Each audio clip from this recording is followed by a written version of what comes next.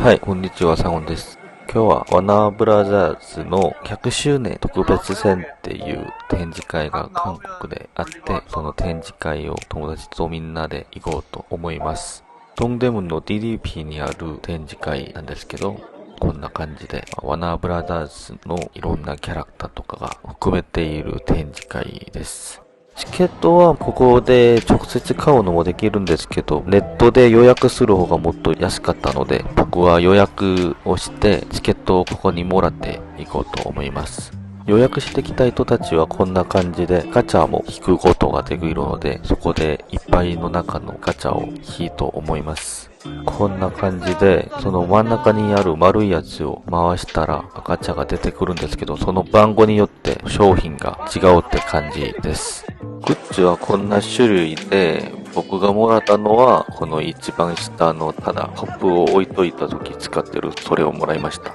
この展示会は、ワナーブラザーズの100周年の歴史を見せる展示会なので、最初からそのワナーブラザーズのロゴがこんな感じで見れます。なんかインスタに盛れるように撮りたくてこんな感じで立てて撮ってみました。本当にいい感じだったんです。こんな感じで、ワナブラザーズのロゴが年によってこんな感じで変化されていますっていうのが見れています。何回もなんか変わっていますよね。それはワナブラザーズの会社っていうか有名な建物を真似してた建物らしいんですけど、そのアメリカにいるその建物をちょっとちっちゃいサイズで再現してたらしいです。100年っていう長い歴史を持っているワナブラザーズなので、こんな感じで本当に有名な映画やドラマとかがいっぱいその歴史の中にありました。その次はなんかこんな感じで映画のスクリプトとか、いろんな作家さんの机みたいな感じのこんな感じのやつもありました。近くに行ってみたらこんな感じでキーボードやスクリプトの書類とかがある感じです。ハリーポッターを作った映画会社なのでこんな感じでハリーポッターの服とかも展示しています。グリフィンドールとか4つの無料の服とかありました。それとも DC のヒーローの映画も作ってた会社なんで、ダークナイトとかこんないろんなフィギュアとかもありました。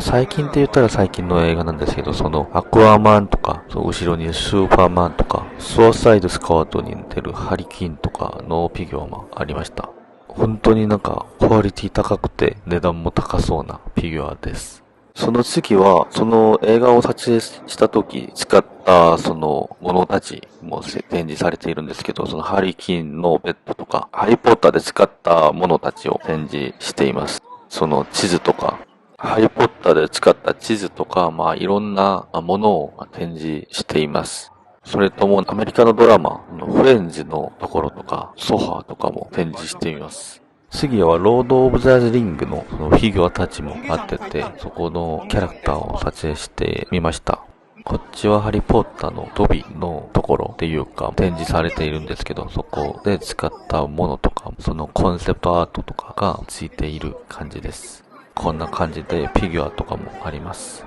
これはファンタスティックビストの主人公が持ってったカバンのフィギュアですね。そのカバンの中にある動物たちとか、いつも使ってるマフラーとかが中に入っています。その上もなんかファンタスティックビストに出てる動物たちがフィギュアであります。それ以外にもハリーポッターで使ったカバンとか魔法の道具たちが展示されています。ここはハリーポッターの汽車の駅を再現しているところなんですけど、ここでちょっとなんか僕もそこの学生のふりしたんですけど、ちょっとアホっぽいんですよね。めちゃくちゃ。そういう感じで盛り上がって動画を撮ってみました。この量を選ぶ帽子とかもあって、その動画も撮ってみました。ここはダークナイトのベッドマンのシグニチャーサインがあるし、そこで使ってる車とかもここで展示されています。こんな感じでワナブラザーズで使ったものとか、いろんなどうやってそのものを作るのかを説明しているところでした。ここはマトリックスのシグニチャーサインっていうか、そんなのが流れてる部屋でした。こんな感じです。ここからは実写ではなくてアニメのところなんですけど、こんな感じでアニメのその絵とかを描いているところです。ここからトムとジェリーとかいろんなアニメができている感じですよね。ワナーブラザースのアニメには詳しくないんですけど、でも見たことあるキャラクターがこんな感じでいっぱい描いてて、懐かしいっていうか、そういう感じで撮ってみました。ここは終わって出る出口なんですけど、こんな感じで、ワナーブラザースから作ったアニメのキャラクターが並んでいます。出口のすぐ横にそのアニメが流れてるし、壁画とかもあったので、そこを最後に見て出ようと思います。こんな感じでいっぱい、ワナブラジャーズの映画とかのコラボのキャラクターとかもいっぱいありました。ここはトムとジェリーのアニメ展示場なんですけど、ここの中になんかジェリーの家みたいな感じで中を見たらジェリーが動いてるのが見えます。なんかほんまにここでジェリーが生きてる感じで動いてるのが本当に不思議っていうか楽しいっていうかそういう感じでした。それでめっちゃゆっくりその中のアニメをずっと終わるまで見ました。皆さんもこの動画をゆっくり見ましょう。そのジェリーの動き方を。